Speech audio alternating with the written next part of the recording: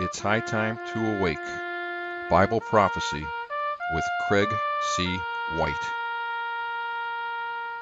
Hello, everybody. This is Craig C. White with HighTimeToAwake.com. Today's study is titled "The End of ISIS is Near," a Bible study through the book of Nahum. The Old Testament book of the prophet Nahum predicts the flooding and the plundering of the ancient city of Nineveh.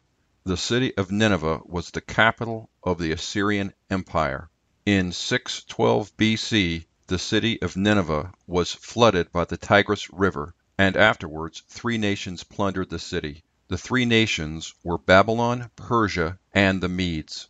In 612 BC, God sent very uncommon rains and very uncommonly heavy rains that swelled the Tigris River and flooded the city of Nineveh. When the neighboring nations saw that Nineveh was in trouble, they rushed in to plunder the city.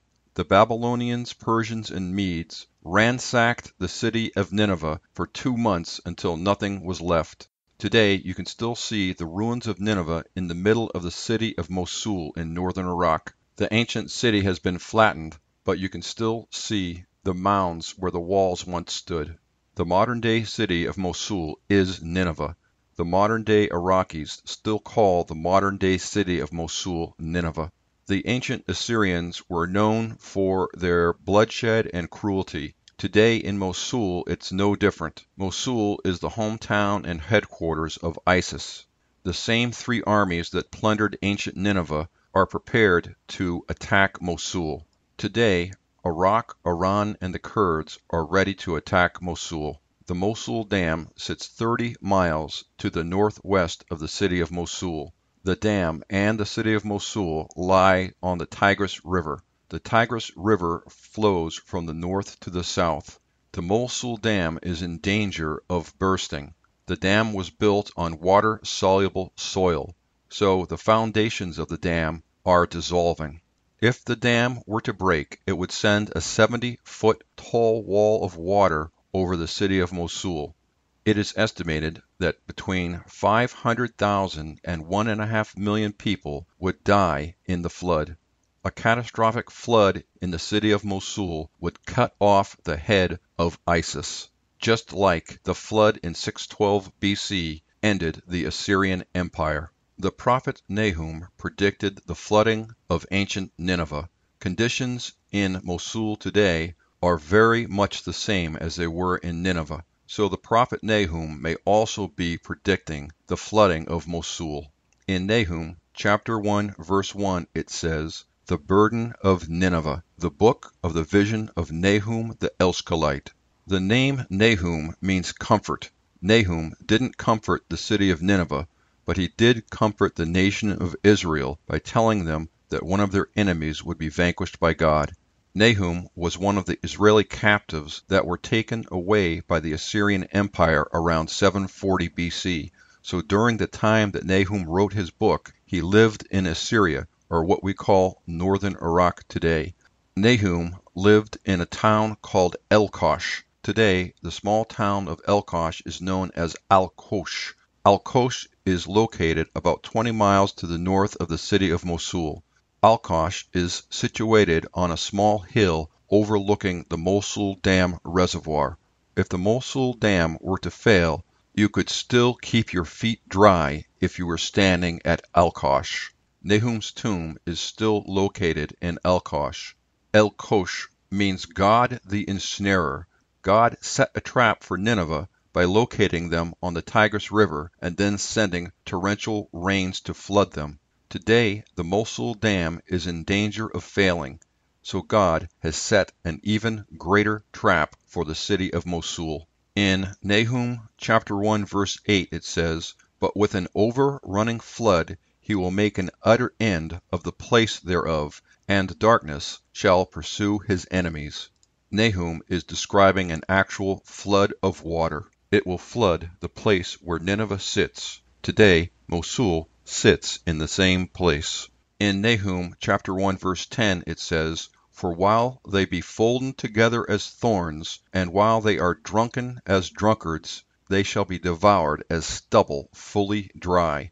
Nahum is describing the Assyrians as they gathered together to celebrate a recent victory. As the Assyrians were gathered in a crowd, God sent the floodwaters to destroy Nineveh. In Nahum chapter 1, verse 11 it says, "There is one come out of thee, that imagineth evil against the Lord, a wicked counselor." Ancient Nineveh had taken the nation of Israel captive.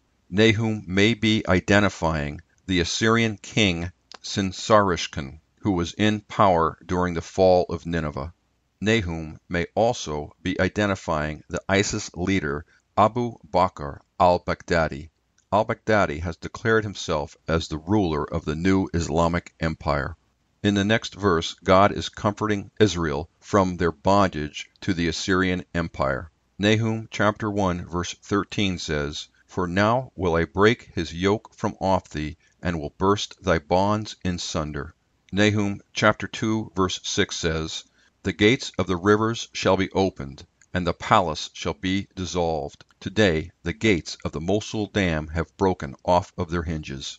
In 612 BC, it is thought that the Assyrians were gathered in the king's palace celebrating their victory over the city of Thebes in northern Egypt.